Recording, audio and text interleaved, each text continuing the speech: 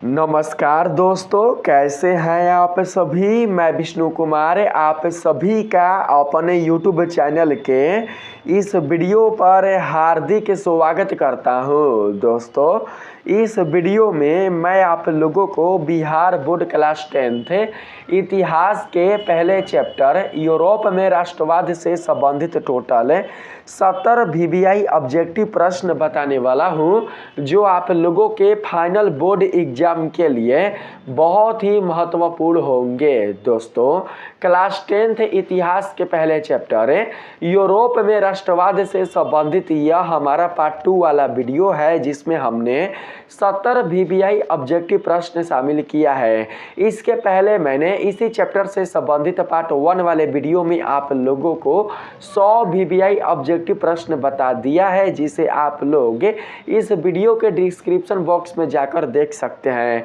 इस वीडियो के description box में पार्ट 1 वाले वीडियो का लिंक मैंने दे दिया है।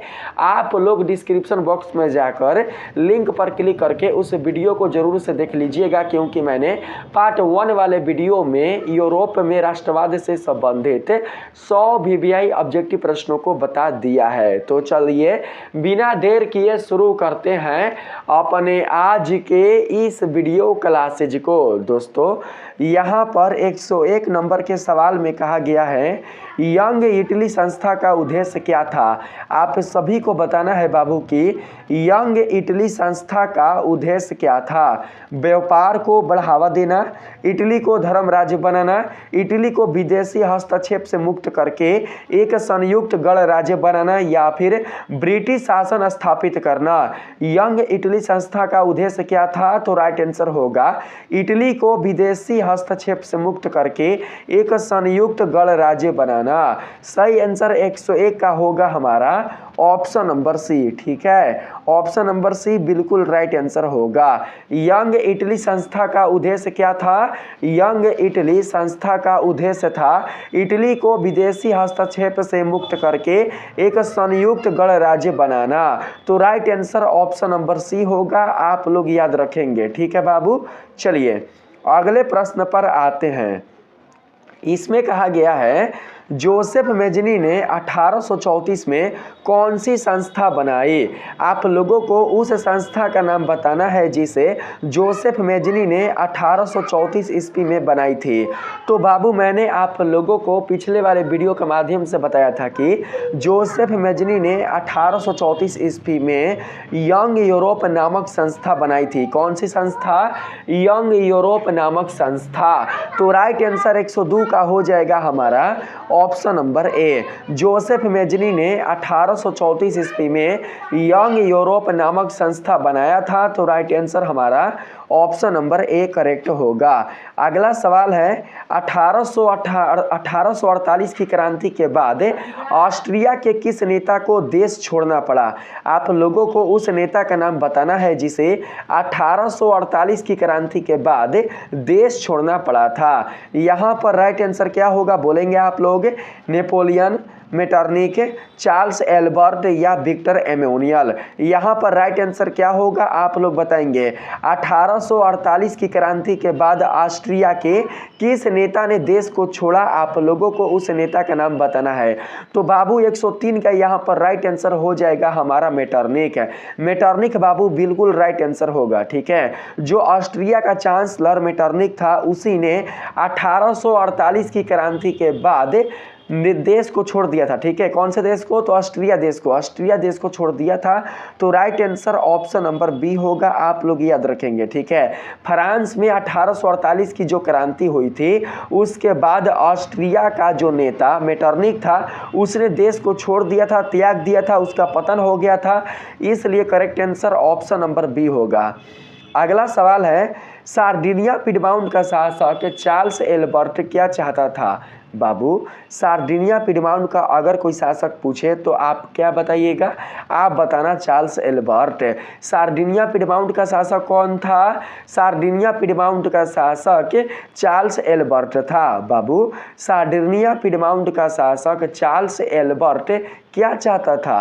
पूरी इटली को गणराज्य बनाना, इटली के सभी प्रांतों को अपने नेतृत्व में विलय करना, इटली को ऑस्ट्रिया का अधीन बनाना, या फिर इटली में लोकतंत्र की स्थापना करना। तो बाबू राइट आंसर होगा option number B. Sardinia Piedmont का जो शासक चार्ल्स एल्बर्ट है वो बाबू इटली के सभी प्रांतों, सभी क्षेत्रों को अपने नेतृत्व में विलय करना चाहता था। तो सही आंसर 104 का हो जाएगा हमारा ऑप्शन नंबर बी। ठीक, चलिए अगले प्रश्न पर आते हैं।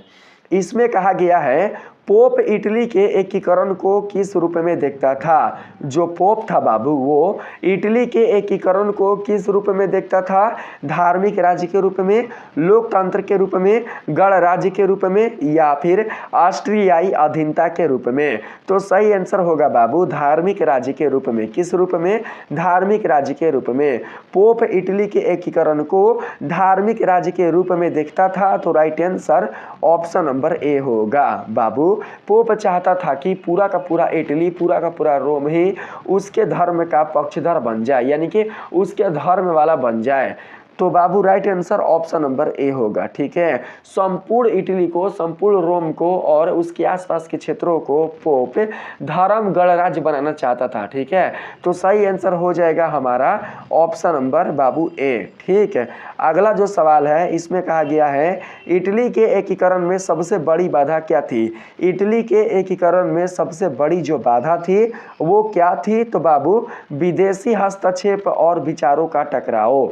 इटली के एकीकरण में सबसे बड़ी बाधा विदेशी हस्तक्षेप और विचारों का टकराव था। तो राइट आंसर 106 का हो जाएगा ऑप्शन नंबर सी। विदेशी हस्तक्षेप और विचारों के टकराव के कारण ही मेजनी ने इटली का एकीकरण नहीं कर पाया और वो बाबू क्या किया था? वो बाबू पलायन कर गया था, यानी कि वो देश को छोड़कर भाग गया था। तो राइट आंसर यहाँ पर ऑप्शन नंबर सी होगा। मेजनी की हार हो जाती है, विदेशी हस्तक्षेप और विचारों के टकराव के कारण ही मेजनी की हार हो जाती है। तो राइट आंसर हमारा ऑप्शन नंबर सी होगा। 107 नंबर सवाल है ऑस्ट्रिया ने इटली पर हमला कर किसे पराजित किया? बाबू ऑस्ट्रिया ने जब इटली पर हमला किया तो उसने इटली पर हमला करके किसे पराजित किया था? नेपोलियन को, चार्ल्स एल्बर्ट को, मेटरनिक को, या फिर विक्टर एमेनुअल को? तो राइट आंसर 107 का हो जाएगा चार्ल्स एल्बर्ट को। किसको? चार्ल्स एल्बर्ट को। ऑस्ट्रिया ने इटली पर हमला करके चार्ल्स एल्बर्ट को पराजित किया था। तो राइट आंसर यहाँ पर ऑप्शन नंबर बी बिल्कुल राइट आंसर होगा। ठीक है, आप लोग याद रखेंगे।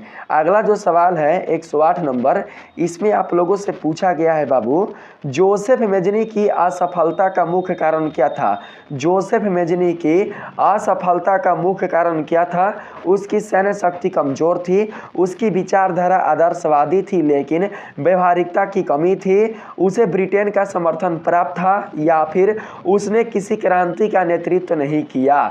तो बाबू राइट आंसर होगा option number B. Joseph Mazzini की असफलता का मुख्य कारण था कि उसकी विचारधारा आदर्शवादी थी लेकिन व्यवहारिकता की कमी थी। किसकी कमी थी?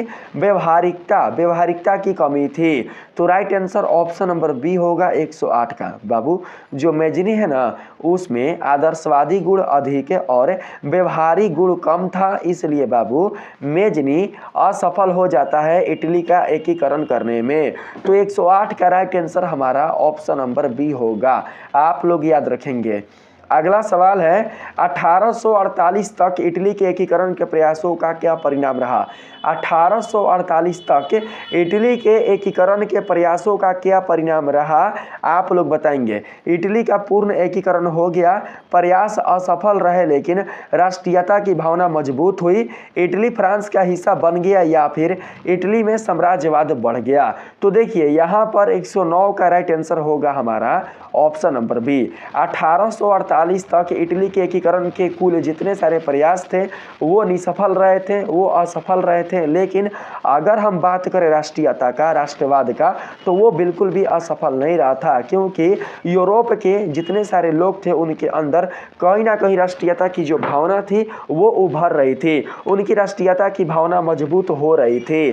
तो सही आंसर ऑप्शन नंबर बी होगा। प्रयास भले ही इटली के एकीकरण में 1848 ईस्वी तक असफल रहे, लेकिन राष्ट्रीयता की भावना बिल्कुल भी कमजोर नहीं हुई। राष्ट्रीयता की भावना यूरोप के लोगों में, इटली के लोगों में, जर्मनी के लोगों में मजबूत होती गई।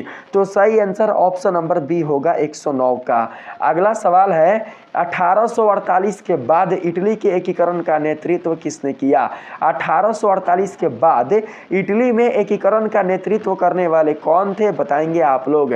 Napoleon, Victor Emmanuel, Joseph Mazzini या मेटरनिख? तो 110 का राइट आंसर होगा विक्टर इमैनुअल। क्या होगा? Victor Emmanuel. सही आंसर ऑप्शन नंबर बी होगा बाबू। 1848 के बाद इटली में एकीकरण का नेतृत्व किसने किया? तो Victor Emmanuel. Right answer option number B होगा। अगला जो सवाल है 110 के बाद 111, इसमें कहा गया है विक्टर इमैनुअल ने प्रधानमंत्री के रूप में किसे नियुक्त किया? विक्टर इमैनुअल ने प्रधानमंत्री के रूप में जिसे नियुक्त किया, आपको उनका नाम बताना है। तो सही आंसर होगा काउंट काबूर। विक्टर इमैनुअल ने प्रधानमंत्री के रूप में किसे नियुक्त किया? तो काउंट काबूर को। राइट आंसर 111 का हो जाएगा ऑप्शन नंबर बी। काबूर को नियुक्त किया था किस पद पर? तो प्रधानमंत्री के पद पर। आप लोग बिल्कुल भी नहीं भूलिएगा, ठीक है। इस वीडियो में मैंने टोटल जितने सारे ऑब्जेक्टिव प्रश्न लिया है, ये सभी के सभी प्रश्न इटली के एकीकरण से संबंधित हैं। किससे संबंधित है? इटली के एकीकरण से संबंधित है। पार्ट 2 वाले इस वीडियो में बाबू कुल जितने सारे ऑब्जेक्टिव प्रश्न आप लोग देख रहे हैं, ये सभी के सभी प्रश्न इटली के एकीकरण से संबंधित है। पार्ट 1 वाले वीडियो में आपने कुल जितने सारे ऑब्जेक्टिव प्रश्नों को देखा, वे सभी के सभी प्रश्न नेपोलियन और 1830 और 1848 की क्रांति से संबंधित है, ठीक है। किस वाले वीडियो में? तो पार्ट 1 वाले वीडियो में। किस अध्याय से संबंधित? तो यूरोप में राष्ट्रवाद वाले अध्याय से संबंधित है। चलिए अगले सवाल पर आते हैं। इसमें कहा गया है इटली के एकीकरण में सबसे बड़ी बाधा कौन था? इटली के एकीकरण में सबसे बड़ी जो बाधा था वो था ऑस्ट्रिया। कौन था? ऑस्ट्रिया। याद रखेंगे, इटली के एकीकरण में सबसे बड़ी बाधा अगर कोई देश था तो वो तो बाबू था ऑस्ट्रिया। राइट आंसर 112 का होगा हमारा option number C. Option number C right answer होगा। अगला सवाल है काउंट काबूर ने किस देश के साथ दोस्ती की जिससे इटली के एकीकरण में मदद मिली? बाबू काउंट काबूर जानते थे कि इटली का एकीकरण बिना समर्थन के नहीं हो सकता है। बिना सैन्य समर्थन के, बिना सैनिक समर्थन के हम बिल्कुल भी इटली का एकीकरण नहीं कर सकते हैं, क्योंकि जो ऑस्ट्रिया देश है वो बहुत ही शक्तिशाली देश है। हम अकेले बिल्कुल भी ऑस्ट्रिया देश को पराजित नहीं कर सकते, उसे बिल्कुल भी निरस्त नहीं कर सकते। ऑस्ट्रिया देश को पराजित करने के लिए ही, ऑस्ट्रिया देश को निरस्त करने के लिए ही, ऑस्ट्रिया देश का पतन करने के लिए ही, ऑस्ट्रियाई सेनाओं का पतन करने के लिए ही जो काउंट काबूर है वो बाबू अपने कूटनीति के बल पर फ्रांस देश के साथ दोस्ती का हाथ बढ़ाते हैं, क्योंकि बिना फ्रांस के समर्थन के वे बिल्कुल भी इटली का एकीकरण नहीं कर सकते थे। इटली का एकीकरण बिल्कुल भी संभव नहीं है। किसके समर्थन के बिना? तो फ्रांस के समर्थन के बिना, क्योंकि इटली के एकीकरण में सबसे अगर कोई बड़ी बाधा है तो वो कौन है? वो है बाबू ऑस्ट्रिया। अगर इटली का एकीकरण करना है तो ऑस्ट्रिया को हराना है, और ऑस्ट्रिया को हराना कोई गुड़िया का खेल नहीं, क्योंकि ऑस्ट्रिया कैसा देश है? ऑस्ट्रिया एक शक्तिशाली देश है। किस महादेश के लिए? तो यूरोप महादेश के लिए। तो बाबू उन्होंने अपने कूटनीति के बल पर सबसे पहले क्या किया? सबसे पहले उन्होंने फ्रांस देश के साथ दोस्ती का हाथ बढ़ाया। इसके लिए फ्रांस ने बिल्कुल भी दोस्ती का हाथ नहीं बढ़ाया था। जो बाबू काउंट काबूर है उन्होंने स्वयं ही फ्रांस की तरफ दोस्ती का हाथ बढ़ाया था, और उन्होंने सैन्य समर्थन भी दिया था। किसको? तो फ्रांस को। काउंट काबूर ने सैन्य समर्थन भी फ्रांस देश को दिया था, और इस प्रकार से फ्रांस देश के साथ काउंट काबूर की दोस्ती हो जाती है। और जब दोस्ती हो जाती है तो दोस्ती के कारण ही, बाबू समर्थन के कारण ही, फ्रांसीसी सेना के समर्थन के कारण ही जो काउंट काबूर है वो कूटनीति के बल पर ऑस्ट्रिया को हरा पाते हैं। तो सही आंसर यहाँ पर हमारा ऑप्शन नंबर बाबू सी होगा। ठीक है, आप लोग याद रखेंगे। अगला सवाल है, काउंट काबूर ने 1853 से 54 के क्रीमिया युद्ध में किस पक्ष से भाग लिया? काउंट काबूर ने 1853 से 54 के क्रीमिया युद्ध में किस पक्ष से भाग लिया? तो फ्रांस के पक्ष से बाबू। जब 1853-54 के क्रीमिया युद्ध में जब फ्रांस बाबू भाग ले रहा था तो उसके पक्ष में जो काबूर है उन्होंने पीडमाउंट की सेना उतार दी थी, यानी कि काबूर ने अपने तरफ से सेना समर्थन दे दिया था। किसको? तो फ्रांस देश को। इसके लिए फ्रांस ने काबूर को कोई भी आग्रह भी नहीं किया था, कोई भी संदेश भी नहीं दिया था कि हमें आपसे सैन्य समर्थन चाहिए। बिना आग्रह कहीं काउंट काबूर ने फ्रांस को सैन्य समर्थन दे दिया था और इस प्रकार से बाबू क्रीमिया युद्ध में फ्रांस देश की जीत हो जाती है। ठीक है, अगर क्वेश्चन आ जाए कि क्रीमिया का युद्ध कब हुआ था तो आप लोग बताइएगा 1853 ईस्वी। 1853 ईस्वी में क्रीमिया का युद्ध हुआ था। ठीक है, चलिए अगले सवाल में आते हैं। इसमें कहा गया है, काउंट काबूर को क्रीमिया युद्ध में भाग लेने से क्या लाभ हुआ? काउंट काबूर को क्रीमिया युद्ध में भाग लेने से क्या लाभ मिला? तो बाबू उन्हें पेरिस के शांति सम्मेलन में बुलाया गया। किन्हें? तो काउंट काबूर को।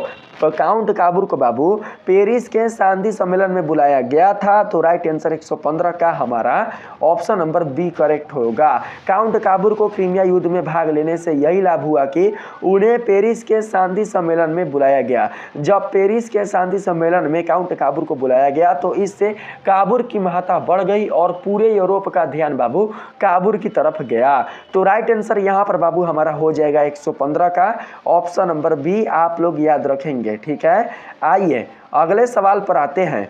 इसमें कहा गया है, पेरिस की शांति सम्मेलन में काबूर ने इटली में ऑस्ट्रिया के हस्तक्षेप को क्या घोषित किया? पेरिस के शांति सम्मेलन में काउंट काबूर ने बाबू इटली में ऑस्ट्रिया के हस्तक्षेप को गैर कानूनी घोषित कर दिया। क्या घोषित किया बाबू?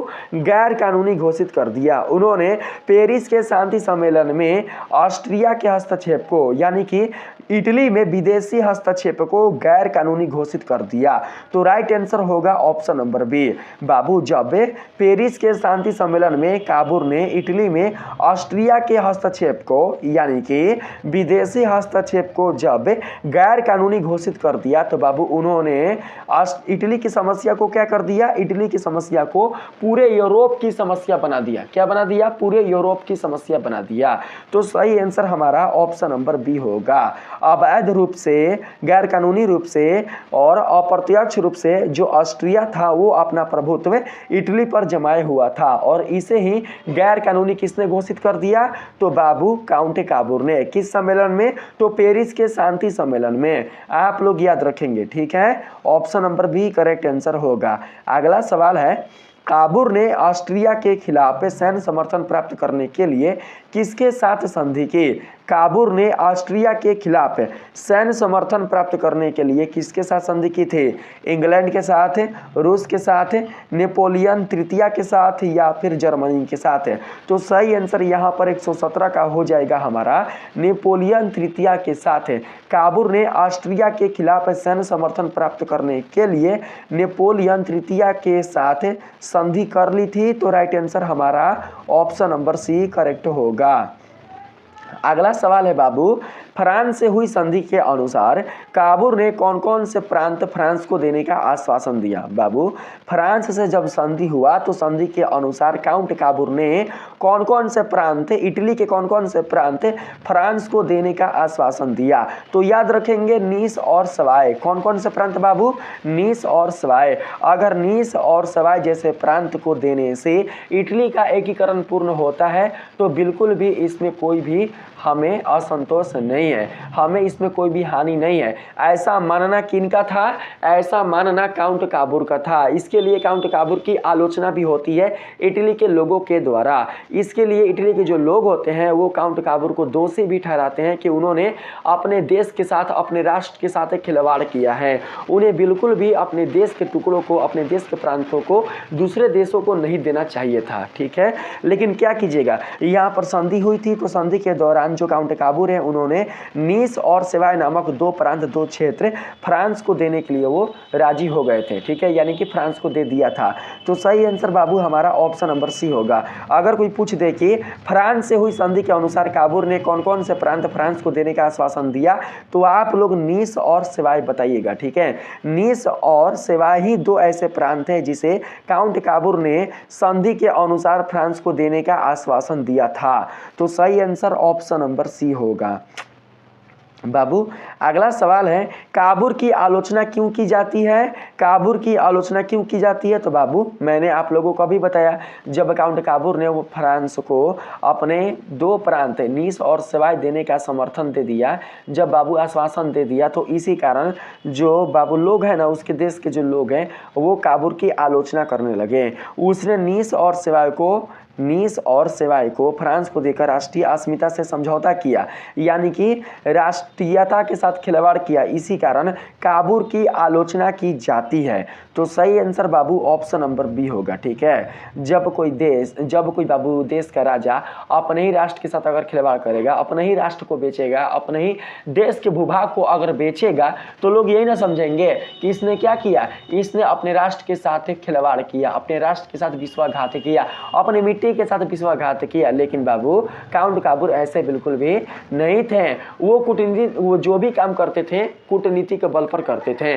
वो एक उदारवादी नेता थे, वो एक उदारवादी शासक थे। ठीक है, उदारवादी, उनके अंदर करुणा था, दया था, लोगों के लिए उनके अंदर प्रेम था। वो दोस्तों राष्ट्रवादी थे, उनके अंदर राष्ट्र के लिए प्रेम था। ऐसा नहीं कि वो राष्ट्र से विलय चाहते थे, ऐसा नहीं कि वो राष्ट्र को बेचना चाहते थे, ऐसा नहीं कि वो राष्ट्र को बर्बाद करना चाहते थे, राष्ट्र को वो बाबू गैर कानूनी घोषित करना चाहते थे, ऐसा बिल्कुल भी नहीं था। ठीक है, यहाँ पर करेक्ट आंसर हमारा ऑप्शन नंबर बी होगा। अगला जो सवाल है इसमें कहा गया है, काबूर की दृष्टि में इटली का एकीकरण किसके समर्थन के बिना संभव नहीं था? तो फ्रांस के। ठीक है, काउंट काबूर की दृष्टि में इटली का एकीकरण फ्रांस के समर्थन के बिना बिल्कुल भी संभव नहीं था। तो 120 का राइट आंसर हमारा बाबू होगा ऑप्शन नंबर सी, आप लोग याद रखेंगे। अगला सवाल है, इटली के एकीकरण का सबसे बड़ा लाभार्थी कौन था? इटली के एकीकरण का सबसे बड़ा लाभार्थी ऑस्ट्रिया था, फ्रांस था, सार्डिनिया पिडमाउंट था, या फिर स्पेन था?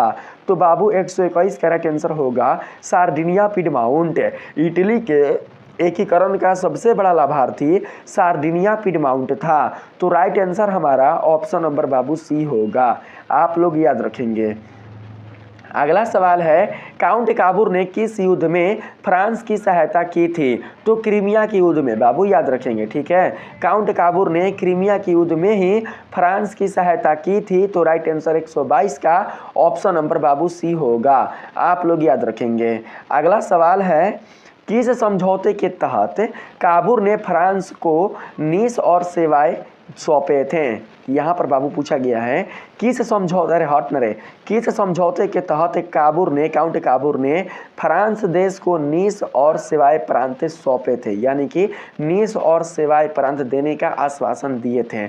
तो बाबू यहाँ पर सही आंसर होगा पेरिस शांति संधि। 123 का राइट आंसर होगा। यहाँ पर पेरिस शांति संधि नहीं होगा बाबू, यहाँ पर होगा हमारा राइट आंसर पोलेम्बियर्स समझौता। कौन सा समझौता? पोलेम्बियर्स समझौता। राइट आंसर ऑप्शन नंबर बाबू सी होगा। ठीक है, अगला सवाल है, किसके नेतृत्व में इटली के उत्तरी तथा मध्य भागों का एकीकरण हुआ? आपको उनका नाम बताना है जिसके नेतृत्व में इटली के उत्तरी और मध्य भागों का एकीकरण सफल हुआ। तो सही आंसर होगा 124 का बाबू option number B, Victor Emmanuel के नेतृत्व में। विक्टर एमेनुअल के नेतृत्व में इटली के उत्तरी और मध्य भागों का एकीकरण संपूर्ण हुआ। तो बाबू right answer option number B होगा, आप लोग याद रखेंगे।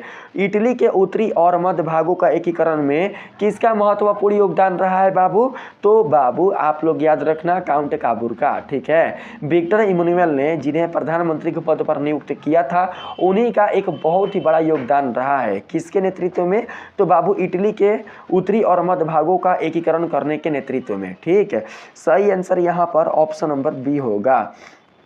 अगला सवाल है 125 नंबर में, इटली के एकीकरण में महत्वपूर्ण भूमिका निभाने वाले 3 प्रमुख नेता कौन थे? इटली के एकीकरण में महत्वपूर्ण भूमिका निभाने वाले 3 प्रमुख नेता कौन थे बाबू, बताएंगे आप लोग। देखिए, पहला नेता था कौन? तो जोसेफ मेजनी। पहला नेता जोसेफ मेजनी थे दोस्तों। हालांकि वो इटली का एकीकरण करना चाहते थे लेकिन बिल्कुल भी सफल नहीं हो पाए थे ऑस्ट्रिया के कारण, मेटरनी के कारण। लेकिन उनका पूरा प्रयास था कि वो उत्तरी और मध्य इटली का एकीकरण कर दे, लेकिन वो करने में असफल हो गए थे। लेकिन उन्होंने बाबू यूरोप के जनता में, इटली की जनता में जो राष्ट्रवाद की भावना पैदा किया था वो बिल्कुल भी बुझ नहीं पाया था। राष्ट्रवाद की आग बिल्कुल भी बुझ नहीं पाया था और ये आग इतना तेजी से आगे बढ़ रहा था कि बाबू आगे चलकर इन्हीं क्रांतिकारियों ने राष्ट्रवाद के लिए अपने राष्ट्र के प्रति क्रांति करनी शुरू कर दी, ठीक है, जिसके कारण इटली का एकीकरण संभव हो पाया। तो देखिए यहाँ पर पहला नेता कौन है? तो जोसेफ मेजनी। दूसरा कौन? तो काउंट काबूर। और तीसरा कौन होगा बाबू? तो गैरीबाल्डी। यहाँ पर गैरीबाल्डी बाबू लेंगे, गैरीबाल्डी नहीं होगा। गैरीबाल्डी बाबू आएंगे दक्षिण इटली के लिए, ठीक है, दक्षिण इटली के लिए आएंगे। गैरीबाल्डी को हम लोग बिल्कुल भी उत्तरी भाग के लिए नहीं लेंगे, इटली के उत्तरी भूभागों के लिए नहीं लेंगे। यहाँ पर हमारा 125 का राइट आंसर होगा बाबू ऑप्शन नंबर, यहाँ पर हमारा 125 का राइट आंसर हमें लगता है कि यही होगा, क्योंकि मेटरनिख आ गया इसमें और इसमें लुई फिलिप आ गया, इसमें भी मेटरनिख आ गया। यही राइट आंसर है बाबू, यही राइट आंसर है। काउंट काबूर, जोसेफ मेजनी और गैरीबाल्डी, ठीक है, यही करेक्ट आंसर होगा बाबू। Option number B right answer होगा। हालांकि गैरीबाल्डी है लेकिन बाबू गैरीबाल्डी भी इसमें सही होगा, ठीक है, ले लीजिए। ऑप्शन नंबर बी बिल्कुल राइट आंसर होगा।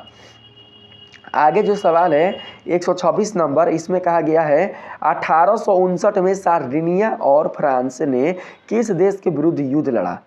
1859 ईस्वी में सार्डिनिया और फ्रांस ने किस देश के विरुद्ध युद्ध लड़ा?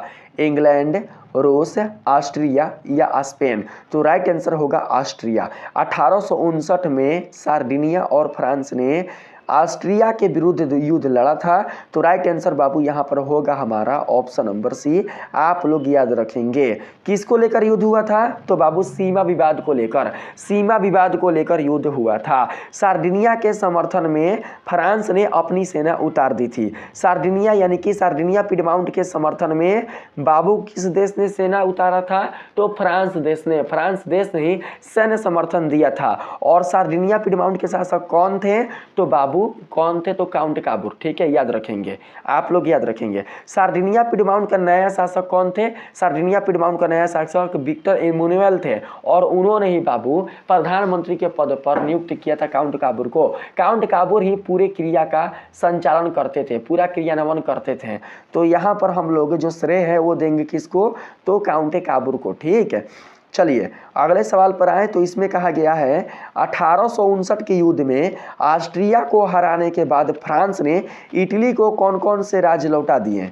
1859 के युद्ध में ऑस्ट्रिया को हराने के बाद फ्रांस ने इटली को कौन कौन से राज्य लौटा दिए? आप लोग बताएंगे बाबू। तो देखिए यहाँ पर हमारा सही आंसर होगा मिलान और लोम्बार्डी। यहाँ पर मिलान और लोम्बार्डी सही आंसर ऑप्शन नंबर ए होगा। 1859 के युद्ध में ऑस्ट्रिया को हराने के बाद फ्रांस ने इटली को मिलान और लोम्बार्डी जो राज्य है, जो प्रांत है, वो लौटा दिए थे। तो सही आंसर हमारा ऑप्शन नंबर बाबू ए होगा, ठीक है। चलिए अगले सवाल पर आते हैं। इसमें बाबू कहा गया है 128 नंबर के सवाल में, इसमें आप लोगों से पूछा गया है काउंट काबूर किस विचारधारा का समर्थक था? काउंट काबूर किस विचारधारा का समर्थक था? तो राष्ट्रवाद विचारधारा का, याद रखेंगे जी, राष्ट्रवाद विचारधारा का समर्थक कौन थे? तो काउंट काबूर। राइट आंसर बाबू ऑप्शन नंबर बी होगा। उनके अंदर राष्ट्र के प्रति प्रेम था, वे एक उदारवादी बाबू महापुरुष थे। उदारवादी, उनके अंदर उदारता था। उदारता यानी कि उनके अंदर अपने राष्ट्र के प्रति प्रेम था, लोगों के प्रति करुणा था, दया था, ठीक है। उदारता का मतलब क्या हुआ? जिसके अंदर दया हो, जिसके अंदर करुणा हो, जिसके अंदर बाबू लोगों के प्रति सम्मान हो, उसी को कहा जाता है उदारता। यहाँ पर right answer option number B होगा। 129 नंबर सवाल है, इटली के एकीकरण की प्रक्रिया कब पूर्ण हुई? इटली के एकीकरण की प्रक्रिया कब पूर्ण हुई थी? तो राइट आंसर 129 का होगा बाबू हमारा 1870 ईस्वी। 1870 ईस्वी में इटली का संपूर्ण एकीकरण हो पाया। तो राइट आंसर हमारा ऑप्शन नंबर बाबू डी होगा। अगला जो सवाल है इसमें कहा गया है, इटली के एकीकरण के बाद किसे प्रथम राजा घोषित किया गया? जब इटली का संपूर्ण एकीकरण हो गया तो उसके बाद प्रथम राजा किसे घोषित किया गया? गैरिबाल्डी को, विक्टर एमेनुअल द्वितीय को, नेपोलियन को या फिर काउंट काबूर को? तो 130 का राइट आंसर हमारा हो जाएगा विक्टर एमेनुअल को। किसको? विक्टर एमेनुअल को। राइट आंसर बाबू ऑप्शन नंबर बी होगा। इटली के एकीकरण के बाद प्रथम राजा घोषित किया गया था विक्टर एमेनुअल को। अगला जो सवाल है इसमें बाबू कहा गया है, 1859 से 60 के ऑस्ट्रिया पिडमाउंट युद्ध में किस देश ने पिडमाउंट का समर्थन किया? तो बाबू मैंने आप लोगों को बताया ना, 1859 से 60 के ऑस्ट्रिया पिडमाउंट युद्ध में सीमा विवाद को लेकर ऑस्ट्रिया पिडमाउंट युद्ध में फ्रांस देश ने पिडमाउंट का समर्थन किया था, पिडमाउंट को सैन्य समर्थन दिया था। तो right answer option number B होगा। ठीक है, अगर कोई पूछेगा कि ऑस्ट्रिया पिडमाउंट के बीच युद्ध किस लिए हुआ, तो आप लोग याद रखिएगा सीमा विवाद को लेकर। किसको लेकर? सीमा विवाद को लेकर। अगला सवाल है बाबू 132 नंबर में, नेपोलियन तृतीय ने युद्ध से अचानक हटने का निर्णय क्यों लिया? जो नेपोलियन तृतीय है उन्होंने युद्ध से अचानक हटने का निर्णय क्यों लिया? फ्रांस की सेना कमजोर हो गई थी इसलिए, नेपोलियन इटली के राष्ट्रवाद से घबरा गया था इसलिए, ऑस्ट्रिया ने फ्रांस को रिश्वत दी थी इसलिए, या फिर इंग्लैंड ने फ्रांस को धमकी दी थी इसलिए? तो सही आंसर 132 का हमारा होगा बाबू, नेपोलियन इटली के राष्ट्रवाद से घबरा गया था। ठीक है, नेपोलियन इटली के राष्ट्रवाद से घबरा गया था इसलिए वो युद्ध से अचानक हटने का निर्णय ले लेता है। तो right answer option number B होगा। अगला सवाल है बाबू, लोम्बार्डी पर किसका अधिकार स्थापित हुआ? लोम्बार्डी पर फ्रांस का, ऑस्ट्रिया का, पिडमाउंट का या नेपल्स का अधिकार स्थापित हुआ? किसका हुआ आप लोग बताएंगे। तो सही आंसर 133 का होगा पिडमाउंट का। बाबू लोम्बार्डी एक बहुत ही बड़ा क्षेत्र है, एक बहुत ही बड़ा राज्य है, उस राज्य पर किसका अधिकार स्थापित हुआ? तो पिडमाउंट का। राइट आंसर बाबू हमारा option number C correct answer होगा। अगला जो सवाल है इसमें कहा गया है, किस संधि के तहत नेपोलियन तृतीय ने ऑस्ट्रिया और पिडमाउंट के बीच मध्यस्थता की? आप लोगों को उस संधि का नाम बताना है। तो 134 का राइट आंसर होगा फ्रेंको ऑस्ट्रियाई संधि। फ्रेंको ऑस्ट्रियाई संधि के तहत नेपोलियन तृतीय ने ऑस्ट्रिया और पिडमाउंट के बीच मध्यस्थता कर ली। तो correct answer Babu option number A होगा, याद रखेंगे। ठीक है बाबू, बिल्कुल भी भूलना नहीं है। अगला सवाल है, काबूर ने नेपोलियन तृतीय को कौन सा क्षेत्र देकर इटली के एकीकरण के लिए उसकी स्वीकृति प्राप्त की? तो सही आंसर यहाँ पर हो जाएगा सेवाय प्रदेश। 135 का राइट आंसर क्या होगा? सेवाय प्रदेश। नीस और सेवाय याद रखेंगे बाबू, नीस और सेवाय प्रदेश देकर ही काबूर ने नेपोलियन तृतीय को इटली के एकीकरण के लिए स्वीकृति प्राप्त कर ली। तो राइट आंसर हमारा हो जाएगा ऑप्शन नंबर सी। अगला सवाल है, जनमत संग्रह कराकर किन क्षेत्रों को पिडमाउंट में विलय कर लिया गया? जनमत संग्रह कराकर किन क्षेत्रों को पिडमाउंट में विलय कर लिया गया था? तो यहाँ पर हमारा 136 का राइट आंसर हो जाएगा Parma, Modena, Tuscany. Parma, Modena, Tuscany. Right answer option number A होगा। ये तीनों क्षेत्र एक दूसरे से ही संयुक्त हैं, एक दूसरे से सटे हुए हैं। तो बाबू इन तीनों क्षेत्रों का विलय हो जाता है पिडमाउंट में। किसके द्वारा? तो जनमत संग्रह के द्वारा। तो राइट आंसर हमारा ऑप्शन नंबर ए होगा। 137 नंबर सवाल है, 1862 तक इटली का कौन सा भाग अभी भी विलय से बाहर था? बाबू आप लोगों को इटली का उस भाग के नाम बताना है जो कि अभी तक विलय से बाहर था, बिल्कुल भी इटली में मिल नहीं पाया था 1862 ईस्वी तक। ठीक है, हालांकि 1870 तक मिल गया था, 1870 ईस्वी तक इटली का संपूर्ण एकीकरण हो गया था, लेकिन आपको बताना है कि 1862 ईस्वी तक इटली का ऐसा वो कौन सा भाग है जो अभी भी इटली में बिल्कुल भी नहीं आ पाया था, इटली में संयुक्त नहीं हो पाया था। लोम्बार्डी और मिलान, नेपल्स और सिसिली, रोम और वेनेसिया या फिर सार्डिनिया और ट्यूरिन।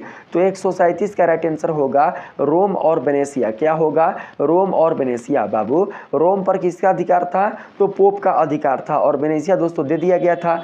तो यहाँ पर ये दोनों प्रांत अभी भी अलग थे, अभी भी बिल्कुल भी विलय नहीं हो पाए थे इटली वाले क्षेत्र में। तो याद रखेंगे 1862 ईस्वी तक इटली के रोम और वेनेसिया वाले भाग अभी भी विलय से बाहर थे। तो करेक्ट आंसर हमारा ऑप्शन नंबर सी होगा।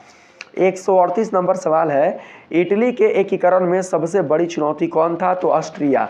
ठीक है, ऑस्ट्रिया याद रखेंगे। इटली के एकीकरण में सबसे बड़ी अगर कोई चुनौती था तो वो था ऑस्ट्रिया, याद रखेंगे। 139 नंबर सवाल है, इटली के एकीकरण में अंतिम राज्य कौन सा शामिल हुआ? तो बाबू रोम। ठीक है, इटली के एकीकरण में अंतिम राज्य जो शामिल हुआ था वो शामिल हुआ था रोम, जिस पर किसका अधिकार था?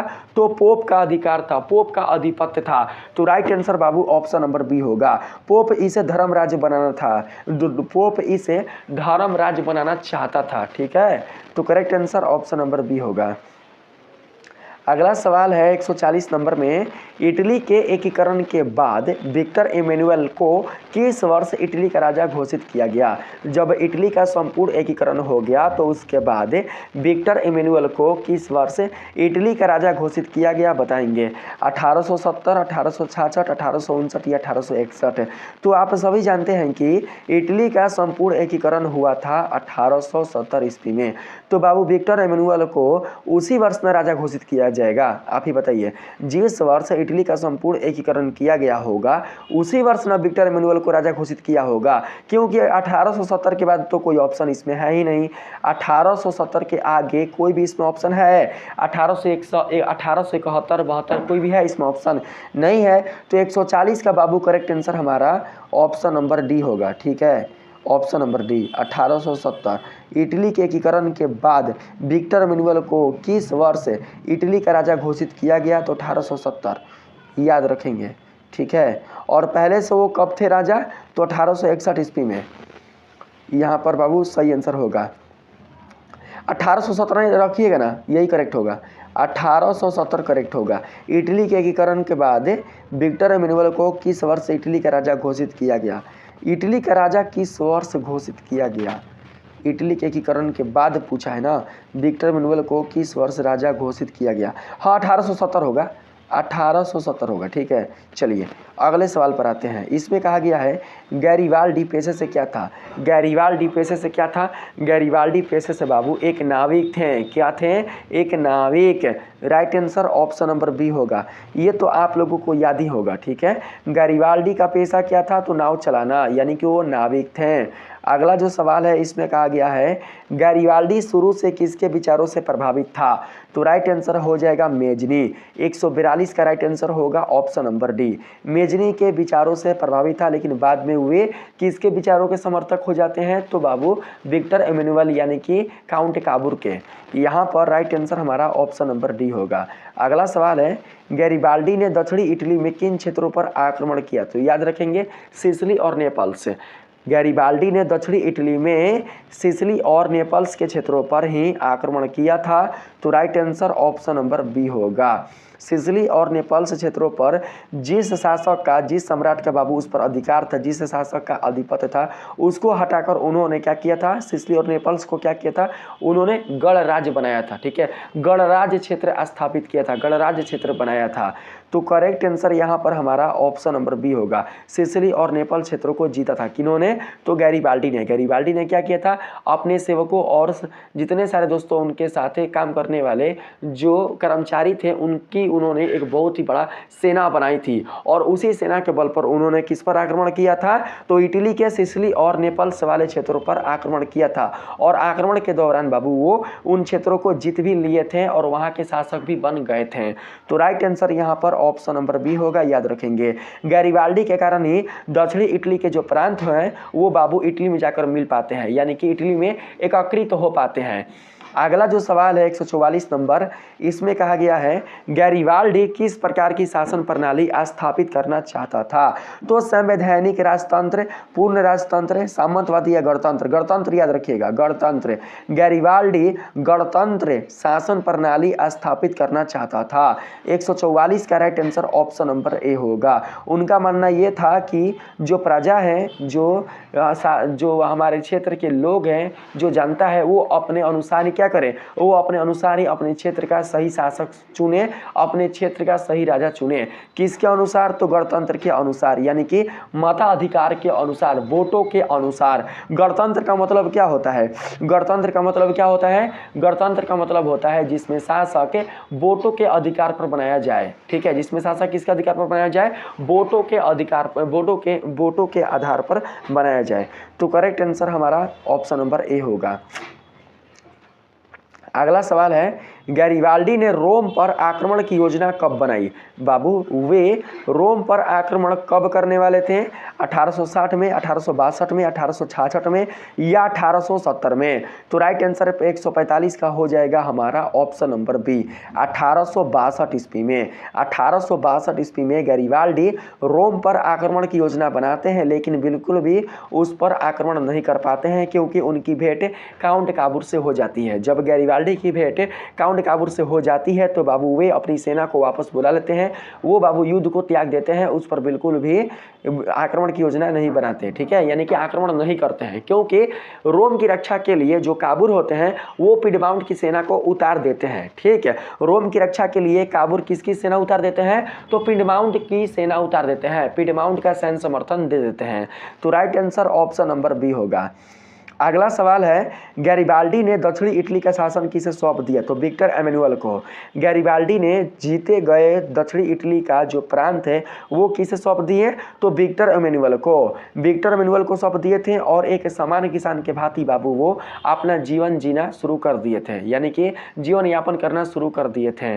तो right answer option number C होगा। विक्टर एमेनुअल ने गैरिबाल्डी को कहा भी था कि आप दक्षिणी इटली का शासक बन जाइए, लेकिन उन्होंने इस प्रस्ताव को अस्वीकार कर दिया। वे नहीं चाहते थे कि वो उस क्षेत्र का शासक बने, वो उस क्षेत्र का राजा बने। वो बाबू अपना राजा का जो प्रस्ताव था उसको त्याग कर वो एक साधारण किसान के भांति जीवन व्यतीत करने चले गए थे। ठीक है, सब कुछ त्याग कर, अपना सारा भूमि, अपना सारा दोस्तों राज, जीते गए सारे प्रांत को त्याग कर वो एक सामान्य किसान के भांति जीवन व्यतीत करने चले गए थे। इसीलिए उनकी महान जीवनी को किसने लिखा था? उनकी महान जीवनी को लाला लाजपत राय ने लिखा था। तो right answer option number C होगा। अगर कोई पूछे कि गैरिबाल्डी के जीवनी को लिखने वाले कौन थे, तो लाला लाजपत राय। याद रखेंगे, गैरिबाल्डी के महान जीवन कथा को, गैरिबाल्डी के महान जीवन गाथाएं को लिखने वाले जो थे वो थे लाला लाजपत राय। तो करेक्ट आंसर हमारा बाबू इस क्वेश्चन के लिए ऑप्शन नंबर सी होगा। अगला सवाल है विक्टर एमेनुअल ने रोम पर अधिकार कब किया? विक्टर एमेनुअल ने रोम पर अधिकार कब किया था, बताएंगे आप लोग? विक्टर एमेनुअल ने रोम पर अधिकार किया था बाबू कब? तो किया था यहाँ पर 1870 करेक्ट होगा। हाँ, 1870 ईस्वी में। 1870 ईस्वी में बाबू विक्टर एमेनुअल ने रोम पर अधिकार किया था। तो correct answer option number C होगा हमारा। अगला सवाल है रोम को इटली की राजधानी कब बनाया गया? तो 1870 में। 1817 में बनाया गया था। 148 का राइट आंसर हमारा हो जाएगा ऑप्शन नंबर सी। 1870 में इटली का संपूर्ण एकीकरण हुआ और इटली की राजधानी रोम को बनाया गया 1871 में। 1871 होगा बाबू, right answer option number D होगा। इटली की राजधानी रोम कब बना था? तो 1871 ईस्वी में। ठीक है, किसने बनाया था? विक्टर एमेनुअल ने। उस समय बाबू काउंट काबूर बिल्कुल भी जीवित नहीं थे, क्योंकि 1862 ईस्वी में ही किसी कारणवश काउंट काबूर की मृत्यु हो जाती है। ठीक है, 1862 ईस्वी में किसकी मृत्यु हो जाती है? तो काउंट काबूर की। काउंट काबूर बिल्कुल भी संपूर्ण इटली का एकीकरण नहीं देख पाते हैं, उनके नेतृत्व में संपूर्ण इटली का एकीकरण नहीं हो पाता है, उत्तरी और मध्य इटली का एकीकरण ही हो पाता है। ठीक है, लेकिन बाद में विक्टर एमेनुअल अकेले ही क्या करते हैं कि उत्तरी नहीं, दक्षिणी और मध्य इटली का संपूर्ण एकीकरण और जो राजधानी रोम है उसका भी वो एकीकरण करके इटली का राजधानी बनाते हैं। कौन? तो विक्टर एमेनुअल, याद रखेंगे। ठीक है, अगला सवाल है वेटिकन सिटी को स्वतंत्र अस्तित्व देने का समझौता किसके समय में हुआ? Cavour, Garibaldi, Mussolini, Victor Emmanuel किसके समय में हुआ बताएंगे। वेटिकन सिटी को स्वतंत्र अस्तित्व देने का समझौता किसके समय में हुआ, तो करेक्ट आंसर 149 का हो जाएगा हमारा मुसोलिनी। क्या होगा, मुसोलिनी। मुसोलिनी के समय में हुआ। उस समय जो पोप था वो अपने आप को वेटिकन सिटी के किले में बंद कर लिया था। ठीक है, correct answer option number C होगा। 150 नंबर सवाल में कहा गया है इटली का एकीकरण कब पूर्ण हुआ, तो 150 का राइट आंसर होगा 1871। बाबू, जब इटली की राजधानी रोम बना था तो उसी समय इटली का संपूर्ण एकीकरण पूर्ण हुआ था। जब इटली की राजधानी 1871 ईस्वी में रोम को बनाया गया विक्टर मैनुएल के द्वारा, तो उसी समय इटली का एकीकरण संपूर्ण रूप से हो पाया था।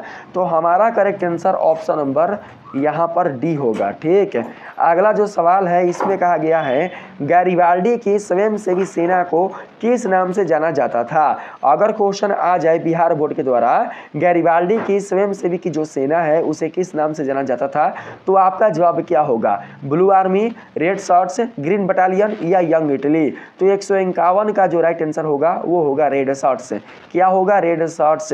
गैरिबाल्डी ने अपने स्वयंसेवी एवं कर्मचारियों की जो सेना बनाई थी उसे किस नाम से जाना जाता था, तो रेड शर्ट्स के नाम से जाना जाता था। हालांकि आपकी किताब में यह क्वेश्चन नहीं है लेकिन आप लोग याद रखना। अगला सवाल जो है उसमें आते हैं।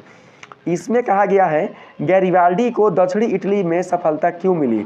गैरिबाल्डी को दक्षिणी इटली में सफलता इसलिए मिली क्योंकि दक्षिणी इटली का जो शासक था उस शासक से दक्षिणी इटली के लोग बिल्कुल भी खुश नहीं थे।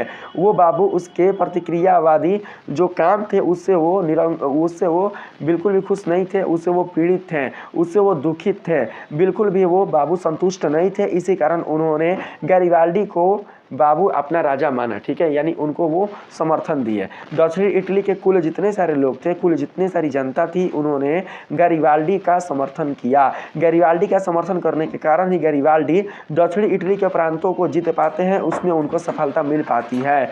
तो करेक्ट आंसर यहाँ पर क्या होगा, स्थानीय जनता के समर्थन से। ठीक है, दक्षिणी इटली की जो जनता होती है वो समर्थन करती है किनका, तो गैरिबाल्डी का। ठीक है, क्योंकि स्थानीय जो जनता है वो दक्षिणी इटली के शासक से काफ़ी परेशान हो जाती है, काफ़ी दोस्तों वो दुखित हो जाती है। इसी कारण वे गैरिबाल्डी का समर्थन करती है। उनके पास तो ताकत नहीं होता कि वे उस शासक के खिलाफ कोई आवाज़ उठा सके, लेकिन अगर कोई आवाज़ उठाने आया है तो वे क्या करते हैं कि उनका समर्थन करते हैं। गैरिबाल्डी उस शासक पर आक्रमण करता है, उससे युद्ध करता है और उसको हराकर उस प्रांत से बाहर करके सिसिली और नेपल्स वाले प्रांतों को गणराज्य बना देता है। तो correct answer option number C होगा। सिसिली और नेपल्स वाले प्रांत के लिए गैरिबाल्डी एक भगवान के रूप में होते हैं। ठीक है, अगला जो सवाल है बाबू इसमें आप लोगों से कहा गया है गैरिबाल्डी का जन्म कहाँ हुआ था। गैरिबाल्डी का जन्म मिलान, नाइस, रोम या वेनिस किस जगह हुआ था बताएंगे। 153 का राइट आंसर होगा नाइस। गैरिबाल्डी का जन्म नाइस में हुआ था, नाइस में, याद रखेंगे। Option number B right answer होगा। अगला सवाल है गैरिबाल्डी को रोम पर आक्रमण करने से किसने रोका, तो काउंट काबूर ने। ठीक है, काउंट काबूर ने। गैरिबाल्डी को रोम पर आक्रमण करने से किसने रोका, तो काउंट काबूर ने। 154 का right answer option number A होगा, याद रखेंगे बाबू। अगला सवाल है विक्टर एमेनुएल ने रोम पर अधिकार कब किया। विक्टर एमेनुएल ने रोम पर अधिकार किया था कब, तो सन 1871 ईस्वी में। 155 का राइट आंसर हो जाएगा। 1871 ईस्वी में बाबू राजधानी बनाई थी रोम को इटली का, तो 1870 होगा। 1870 विक्टर एमेनुएल ने रोम पर अधिकार 1870 ईस्वी में किया था। Option number B right answer होगा। ठीक है, और 1871 ईस्वी में उन्होंने अपनी राजधानी बनाई थी, इटली की राजधानी बनाई थी, किसको, तो रोम को। अगला जो सवाल है बाबू इसमें कहा गया है इटली के एकीकरण में प्रमुख योगदान देने वाले 3 नेताओं को किस नाम से जाना जाता है। इटली के संरक्षक, इटली के जनक, इटली के निर्माता या इटली के 3 स्तंभ। इटली के एकीकरण में प्रमुख योगदान देने वाले जो 3 नेता होते हैं उन्हें किस नाम से जाना जाता है बताएंगे बाबू। मेजनी, काउंट काबूर और गैरिबाल्डी, इन 3 नेताओं को किस नाम से जाना जाता है? तो बाबू राइट आंसर हो जाएगा इटली के निर्माता। इटली के निर्माता के नाम से जाना जाता है। Option number C right answer होगा। अगला सवाल है, यंग इटली संगठन की स्थापना किसने की थी? तो बाबू मेजनी ने। ठीक है, यंग इटली और यंग यूरोप संगठन की स्थापना भी करने वाले वही थे। कौन? तो मेजनी। सही answer option number C. Young Italy और यंग यूरोप, इन दोनों की स्थापना करने वाले, इन दोनों संगठन को बाबू बनाने वाले कौन थे? तो मेजनी, जोसेफ मेजनी। सही आंसर ऑप्शन नंबर सी होगा। 158 नंबर सवाल है, इटली के एकीकरण के लिए काबूर ने किस देश से सहयोग लिया? इटली के एकीकरण के लिए काबूर ने फ्रांस देश से सहयोग लिया। तो right answer option number B होगा।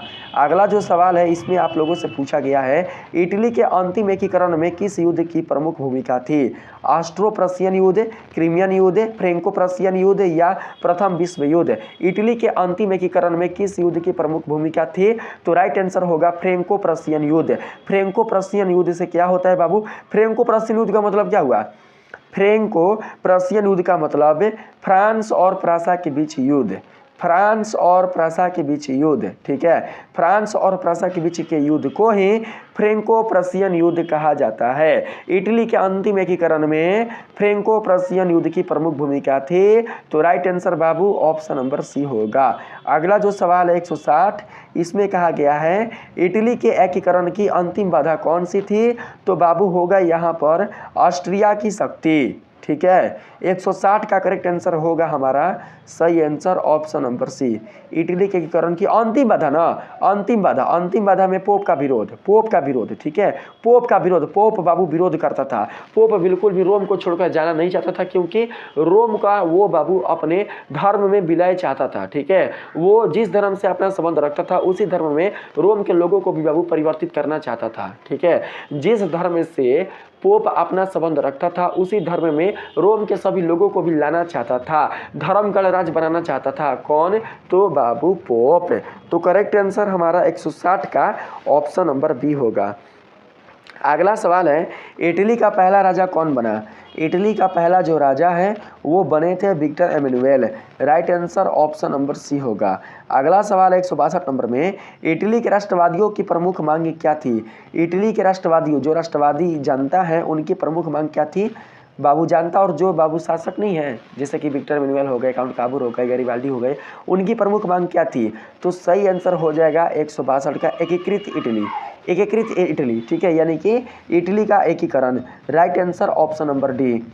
163 नंबर सवाल है, पोप ने रोम पर इटली के अधिकार को तुरंत क्यों नहीं स्वीकार किया? पोप ने रोम पर इटली के अधिकार को तुरंत इसलिए नहीं स्वीकार किया क्योंकि वह बाबू डरता था। किससे? तो ऑस्ट्रिया से। 163 का राइट आंसर बाबू यहाँ पर हो जाएगा, वह पूर्ण स्वतंत्रता चाहता था। यहाँ पर सी नहीं होगा, बी होगा, हमें लगता है ऑप्शन नंबर बी होगा। पोप ने रोम पर इटली का अधिकार को तुरंत इसलिए नहीं स्वीकार किया क्योंकि वह पूर्ण स्वतंत्रता चाहता था। Right answer option number B होगा। अगला सवाल है, इटली के एकीकरण से पहले वहाँ कितनी स्वतंत्र रियासतें थीं? इटली के एकीकरण से पहले वहाँ जितनी स्वतंत्र रियासतें थीं आपको बताना है। तो देखिए राइट आंसर होगा 7 स्वतंत्र रियासतें थीं। सही आंसर ऑप्शन नंबर बाबू सी होगा, आपको मैंने पहले भी बताया है। फ्रांस ने रोम पर अपना नियंत्रण कब तक बनाए रखा? फ्रांस ने रोम पर अपना नियंत्रण कब तक बनाए रखा था? तो 165 का राइट आंसर होगा 1870।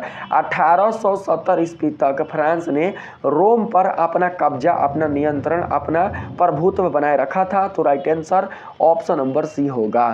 अगला सवाल है, काबूर की मृत्यु कब हुई? काबूर की मृत्यु कब हुई? तो बाबू राइट आंसर होगा यहाँ पर हमारा 1861 ईस्वी में।